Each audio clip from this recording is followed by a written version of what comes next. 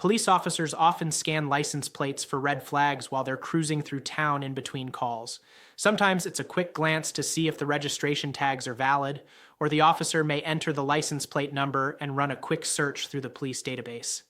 If any red flags show up, such as an expired registration or stolen vehicle report, the officer has sufficient cause to pull over the vehicle and check the operator's identity. When a police officer runs your name and driver's license through the police database, they'll have access to the following information: your physical description. This information is listed on your driver's license, so the database check simply ensures you're not using a false or stolen ID. Your address. Again, this information is listed on your driver's license, so the officer will already know this before he or she runs your name in the system. Your driving record. Most states include moving violations from the past 12 months, but there are situations where a violation can stay on your record for longer. Your criminal history. The report will include any criminal arrests, charges, and convictions in the state of Arizona.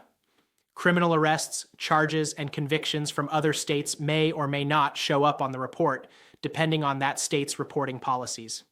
Any outstanding warrants. As with your criminal history, the report will primarily highlight outstanding warrants in the state of Arizona. Outstanding warrants from other states will only surface if the warrant was reported to the national database or to surrounding states. Your license status. As long as you're not driving with a suspended or expired license, your report will indicate that your license is valid. The vehicle information. If the driver's license is linked to any registered vehicles, i.e. the vehicle you're driving when you're pulled over, the report will list the vehicle's registration status and description, including the VIN, make, model, year, and color.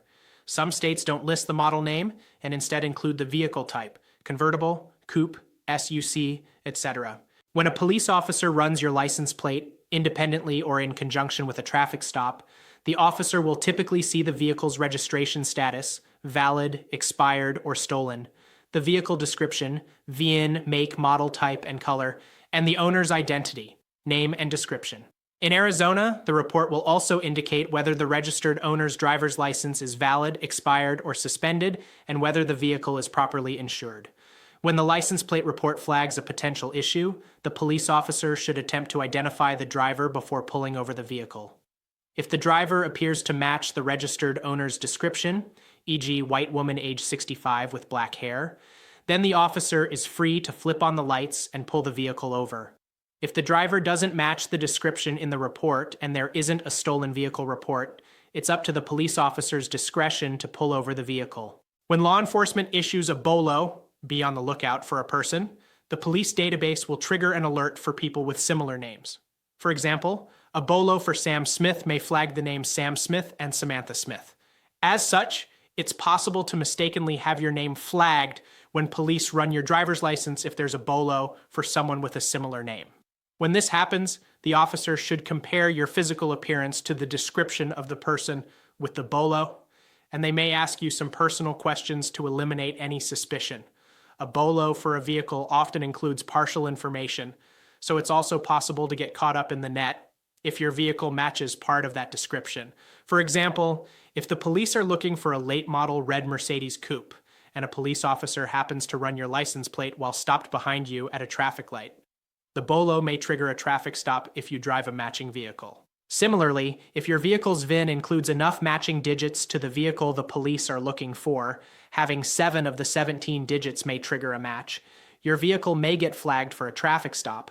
If you find yourself in either of these cases of mistaken identity, understand that the police officer who pulled you over is likely in a heightened state of caution, especially if the BOLO is for a stolen vehicle or in connection to a serious crime. The officer will be able to clear up the mistaken identity as soon as they run your driver's license, but until then, you should exercise extreme caution.